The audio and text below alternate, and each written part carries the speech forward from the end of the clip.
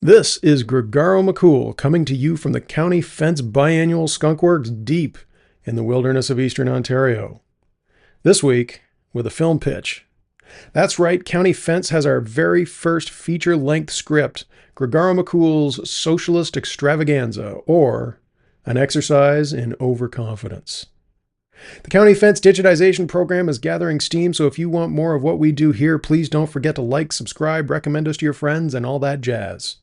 I hope you enjoy my piece on Gregaro McKool's Socialist Extravaganza. Since my last article, I've been busy. Feature-length screenplay. Busy.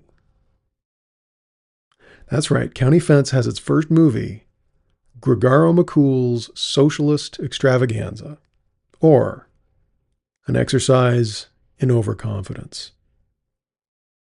I recently rewatched A Futile and Stupid Gesture, the Hollywood biopic about Doug Kenny and the National Lampoon. As the newly minted literary of Eastern Ontario's oldest and most prestigious boundary and fencing publication, I have to admit that I found it pretty inspiring. Shortly after I finished my last story, I told Jules about the movie while we made a significant dent in his Scotch collection. For those unfamiliar, National Lampoon was a humor magazine that ran from the 70s through the 90s, in addition to producing iconic movies like Animal House and the Vacation series with Chevy Chase. It was a spin-off of the Harvard Lampoon, a humor magazine run out of the university that had a huge influence on early Saturday Night Live and even SCTV here in Canada. It's sort of a cross between Mad Magazine and The New Yorker. If you dig into the history of any big North American comedy, at some point you'll find a connection to National Lampoon. Perhaps it's not surprising, but Jules, being only a few years older than the founders, was a big contemporary fan and has even met a few of the key players at various gatherings over the years. Naturally, the conversation swung to what kind of movie Hollywood would make about County Fence, should it ever reach its most wildly successful outcome. The problem we encountered was that Jules very well might not live long enough to see it. And the beauty of fiction is that you can write whatever you want. I like to think of art as the collective imagination, and imagination is important because dreams are the fuel for reality. Before anything can happen, there has to be a reason, an inciting incident, to bother doing anything in the first place. On the one hand, change might happen because some conflict is encountered, requiring a different approach than the old way. But the best changes happen before conflict is encountered, and those changes start as dreams. And so dream is what we did, unabashedly and unrepentantly. Our wildest dream for County Fence is to be the saturation point for starting a powerful new creative economy in Brownlow. And so that's what the movie is about. 10 years in the future, Brownlow's creative industry is so powerful that predatory employers can't get anyone to work for them anymore.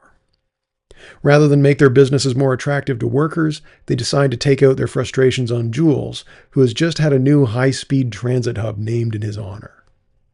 William F. Hickey III, UE, runs what's left of the local family dynasty, a shitty call center, and when his private eye turns out to have retired to Florida, he sends his frumpy secretary instead.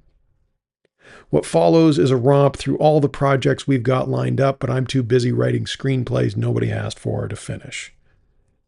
And a descent into madness, symbolized by a Northern Ontario road trip to Timmins. Jules wants to be played by Bill Murray, Owen Wilson can play me, and we'll need Matthew McConaughey for a member of the team you've not met yet. We'll get Jeff Daniels for Bill Hickey, and Tilda Swinton for his frumpy secretary.